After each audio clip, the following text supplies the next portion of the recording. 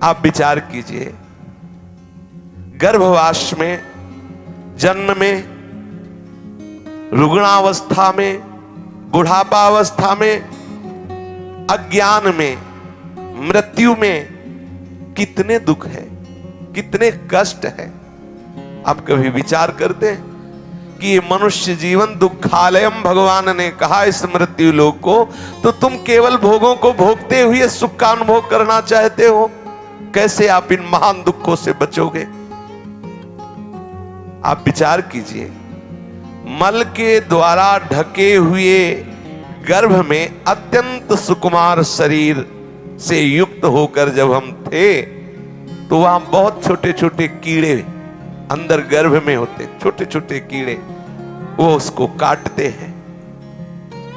वो चेर से लिपटा हुआ वो अत्यंत कोमल शरीर वाला बच्चा, माता को उस समय खाने की रुचि होती, खट्टा खाए, कड़ुआ खाए, क्योंकि उसकी त्वचा को जाके जलाएगा, उसे भोग भुगाना है।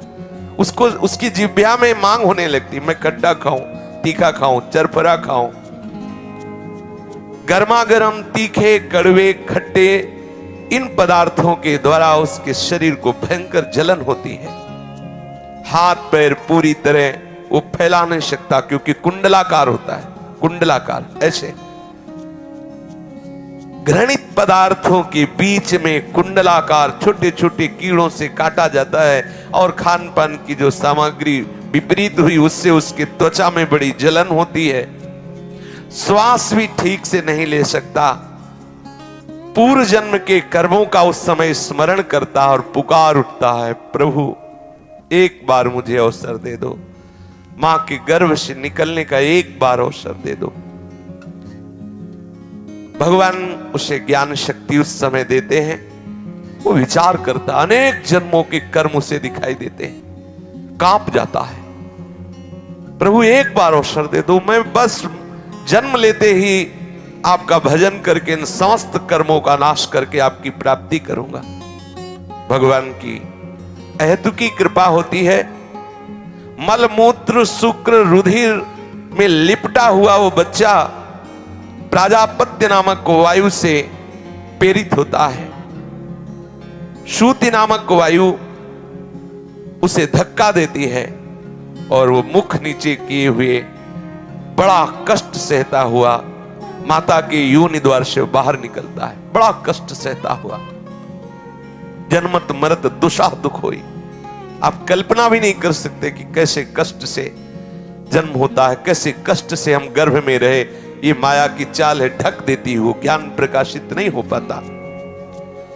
जब ही जन्म होता है इतना भयानक कष्ट होता है कि मूर्छित हो जाता है कुछ क्षण के लिए। इसके बाद जब चेतना जागृत होती है तो बाहर की वायु स्पर्श करते हुए सारा ज्ञान मूर्छावस्था में ही चला गया जो भगवत प्रेरित हुआ था। फिर चेतना जब आई तो वो अपने जो कई जन्मों के संस्कारों को देखकर विकल हुआ था कि अब बस भजन ही करूंगा। भूल गया, एकदम भूल गया। कहां कहां कहां वो जो ज्ञान था, वो जो आनंद था, वो जो संकल्प था, वो कहां गया? जैसे कांटों से बिधा हुआ कोई कृमि तड़पता है, ऐसे वो घृणित पदार्थों के बीच में कृमि की तरह छटपटाता होता है। उसे उठाते हैं, बच्चा हुआ, आनंद मनाते हैं जगत में। उसको करवट बदलने की भी सामर्थ्य नहीं है अभी। अगर त्वचा में कोई जीव काट रहा है, कोई खुजलाहट हो रही हो, शक्तिहीन है, केवल रोता है, कुछ कर नहीं सकता। जब मां दुग्ध पान कराएगी तभी वो पा सकता है, नहीं भूख से व्याकुल होकर वो रोता है। कीड़े की तरह छटपटाता रहता, कुछ ना बोल सकता है ना कुछ कह सकता है, केवल सहता है। आप कभी अनुभव किए कि हम कितना कष्ट भोग कर आए हैं? सामर्थ्यहीन वो बच्चा जो अपने दुखों का ना तो किसी से वर्णन कर सकता है ना अपने को बचा सकता है, वो दुख भोगते हुए थोड़ा बड़ा हुआ, तत्काल उसके ऊपर तीनों तापों का प्रभाव घेर लिया। आधिदैविक, आधि भौतिक, आध्यात्मिक। वो अज्ञान अंधकार से विमूढ़ हुआ, अंतःकरण मलिन।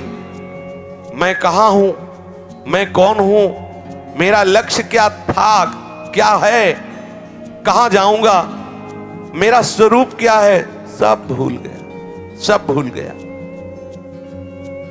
मैं क्यों बंधा हुआ हूं, मैं ऐसे कष्ट क्यों भोग रहा हूं, इसका कारण क्या है, कौन सा उपाय है जो मुझे इस कष्ट से बचा सके, ऐसी कोई जिज्ञासा नहीं। बस वो पुनः दुखों की राशि में फंसने लगता है। मुझे क्या करना है, क्या करना चाहिए, ये ज्ञान अपहृत हो गया। क्या बोलना है, क्या नहीं बोलना चाहिए, ये ज्ञान अपहृत हो गया। क्या धर्म है, क्या अधर्म है, कौन से मार्ग का अवलंबन करना चाहिए, कौन से मार्ग का निषेध है, ये सब बातें भूल गया। क्या कार्य दोष युक्त है, क्या कार्य निर्दोष है, विवेक शक्ति खो गई। अनेक चिंताओं से ग्रस्त यौवन अवस्था को प्राप्त हुआ। मदांध, जो मन में आया वही कर रहे। शिश्न और उदर की परायणता, केवल जीव का स्वाद और जनेन्द्री का स्वाद, दो ही लक्ष्य रह गए। पशु सदृश मूढ़, वो फिर भूल गया कि वही कर्म कर रहे हो जिससे पुनः तुम्हारी दुर्गति होगी। अज्ञानवश नाना प्रकार के भोगों का अपने को स्वामी मानकर भोगता है। मैं बलवान, मैं बुद्धिमान, मैं ऐसा, मैं तमोगुण बढ़ने लगा, स्वभाव विपरीत जा रहा है, जड़ता उत्पन्न हो गई। अज्ञान, शास्त्र की बातें रुचती नहीं, सुहाती नहीं, और प्रतिकूलता की बातें आ गई। प्रमाद की हद हो गई। जो शास्त्र कहता ठीक उसके विपरीत आचरण, प्रमाद। अब वो ऐसे कर्म आरंभ करता है जिससे उसको भोग मिले, भोग सामग्रियां मिले, वो चाहे शास्त्र विरुद्ध हो, चाहे हिंसात्मक हो, चाहे जितना निंदनीय कर्म हो। जड़ता से युक्त हो गया, जड़ता।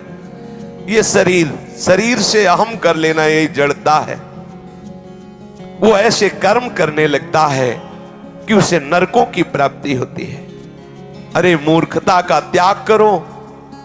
ये लोक परलोक के विवेक से शून्य होकर केवल पशुता से युक्त हो गए।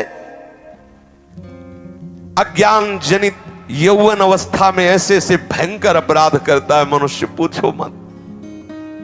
भयंकर अपराध, आज ऐसा किया जाए, आज ये पाया जाए, चलो उसको काटो, आज ऐसा किया, उसको खाया जाए, ऐसा किया जाए। उसको पता नहीं है कि तुम जिन कर्मों को कर रहे हो तुम्हारे लिए कितना घातक कर्म होगा। वो यौवन अवस्था में कुकर्म करते हुए, प्रमादवश ऐसे ऐसे कर्म करते हुए जो आया था मुक्त होने के लिए, पुनः दुर्गति की तरफ बढ़ने लगा। अब भयंकर रोग आने लगे, रोगों से ग्रसित शरीर जर्जर होने लगा, शिथिल होने लगा, दांत गिर गए, मांस ढीला हो गया, स्नायु नाड़ियां ढक गई, आंखें धस गई, नशा हिरन हो गया, जवानी का उतर गया। अब क्या करे, कर्म ऐसे हो गए कि बड़बड़ाते रहो, भजन नहीं होगा, ठाकुर का चिंतन नहीं होगा। अब नाक बह रही, नाक पोंछने की भी ताकत नहीं रह गई जो भुजाएं ठोकते थे। जब वृद्धावस्था आई तो नाक पोंछने की ताकत नहीं रह गई। खखारते हैं, दूर थूक भी नहीं सकते, दाढ़ी में ही गिरता है, ऐसे लाल टपकती। और वही ताल ठोकते थे कि देखें भारत में कोई हमें परास्त कर दे। समय है, समय, तुम्हें समय दिया गया है। अब वो ठीक से लोटा में पानी लेके नहीं पी सकता, ऐसे हाथ कांपता है। लोग कहते हैं कि आपने ऐसा किया तो किसी की गर्दन हर समय ऐसी होती है। बोले नहीं आप क्या बोले, वो कह ले रहे उनकी गर्दन ऐसे होती, कुछ ऐसे होते, बस ये ऐसे कहते हैं, ऐसे ऐसे होती है। बोले अब वो संभालना चाहते कि हम नहीं कहे, लेकिन वो ऐसे ऐसे हो रही गर्दन, क्योंकि शरीर में कंपन लो, हड्डियां कमजोर हो गई, जरा सा ठोकर लगी गिरे, बोले टांग टूट गई, ये टूट गया, वो टूट गया, कुबड़ा हो गया शरीर। जठराग्नि मंद हो गई, आहार कम हो गया, शरीर की समस्त चेष्टाएं शिथिल होने लगी। पर विषयी मन उस समय भी वैसे ही विषय चिंतन में बावरा हो रहा है, फिर भी होश नहीं आ रहे। अरे अब तो राधा बोलो, अब तो कृष्ण बोलो, अब तो हरि बोलो। अब वो उठना बैठना सोना जागना चलना फिरना शौच स्नान खाना सब उसके लिए दूभर हो रहा है। कोई दूसरा खबर, हाथ नहीं काम कर रहा, दांत है नहीं तो दांत काम नहीं कर रहा। बोले नए लगवा लेंगे, कब तक? हाथ नहीं काम कर रही, अब नए लगवाओ हाथ। दांत तो नहीं लगवा, हाथ। बोले आंख, बोले हम नहीं बनवा लेंगे। अब इंद्री ही काम नहीं करे, दृष्टि ही काम नहीं करे तो आंख बदलते रहो। जब आपकी नेत्रेंद्री काम नहीं करेगी तो ऊपर नेत्र गोलक बदलने से थोड़ी। अब हमेशा बैठा हुआ है, लार बह रही है ऐसे। बोले बाबा, हाँ बाबा आंख खोले। अब उनको बहुत कान पे बोलो तब सुनाई देता है, क्योंकि भगवत चर्चा नहीं सुनी तो श्रवणेंद्रिय ने कहा अब हम सुनना बंद कर दिए।